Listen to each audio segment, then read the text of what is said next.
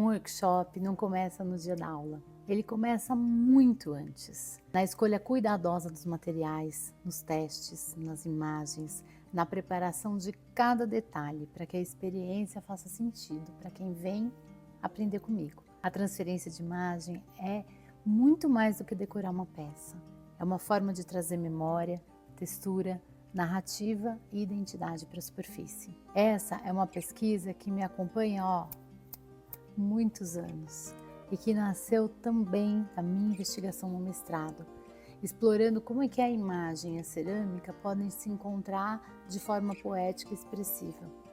E o mais bonito é ver esse processo ganhar vida nas mãos de cada aluno, experimentar, testar, descobrir possibilidades e se encantar com o momento em que a imagem aparece.